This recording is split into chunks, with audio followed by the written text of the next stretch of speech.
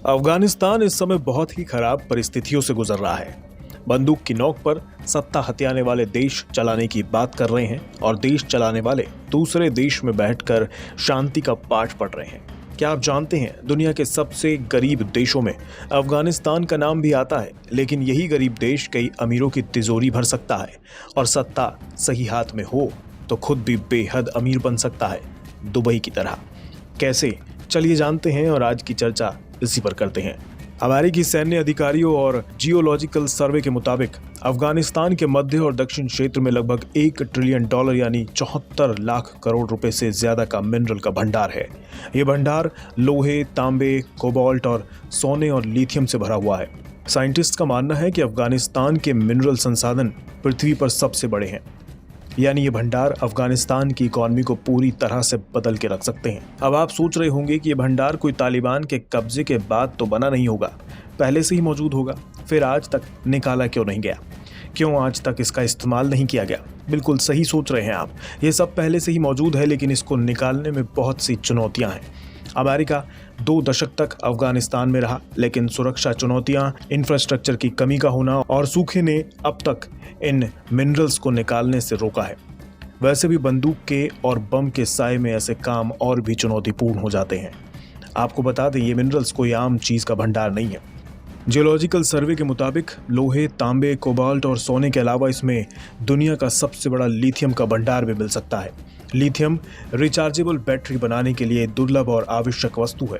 जलवायु संकट से निपटने के लिए भी ये महत्वपूर्ण टेक्नोलॉजी साबित होती है। इसी की मदद से mobile phone, TV, hybrid engine, computer, laser और बैटरी जैसी चीजें तैयार की जाती हैं। यूएस जियोलॉजिकल सर्वे में 2010 में ये बताया गया था कि अगर अफगानिस्तान में कुछ साल शांति रहती है और उसके मिनरल संसाधनों का विकास होता है तो वे 1 दशक के अंदर इस क्षेत्र के सबसे अमीर देशों में से एक बन सकता है। फिलहाल पूरी दुनिया में लिथियम, कोबाल्ट और बाकी दुर्लभ एलिमेंट्स के उत्पादन में सिर्फ 3 देशों की 75% की हिस्सेदारी है। इसमें चीन, रिपब्लिक ऑफ कॉन्गो और ऑस्ट्रेलिया का नाम आता है। लेकिन अफगानिस्तान में शांति ज्यादा समय रह नहीं सकी। अब अफगानिस्तान में तालिबान के आने से ये हालात जल्द बदलने की संभावना नहीं है। माना जा रहा है कि अफगानिस्तान में सबसे बड़े मिनरल्स भंडार लोहे और तांबे के हैं और इनकी मात्रा काफी ज्यादा है। ये इतनी मात्रा है कि अफगानिस्तान इन मिनरल्स में दुनिया का सबसे बड़ा देश बन सकता है। इसी पर तालिबान से लेकर उसके समर्थक देशों की नजर लगी है, जिसमें चीन भी शामिल है। यहाँ ये भी ध्यान देने वाली बात है कि दुनिया जो इलेक्ट्रिक कारों की ओर दौड़ रही है, उन्हें अपनाना चाहती है, वो इन्हीं मिनरल्स यानी लिथियम, निकल और कोबाल्ट पर दौड़ती है। पारंपरिक कारों के मुकाबले औसत इलेक्ट्रिक कार के लिए 6 गुना ज्यादा मिनरल्स की आवश्यकता होती है और ये मिनरल्स हैं लिथियम, निकल और कोबाल्ट। इनका इस्तेमाल बैटरी बनाने में किया जाता है। कॉपर और एल्यूमिनियम इलेक्ट्रिक नेटवर्क में उपयोग होता है, जबकि विंड टरबाइन से जुड़े काम में मैग्नेट बनाने के लिए अर्थ एलिमेंट्स की ज़रूरत होती है। बता दें, इलेक्ट्रिक कार की कुल कीमत में 50% हिस्सा इन्हीं बैटरियों की कीमत का होता है।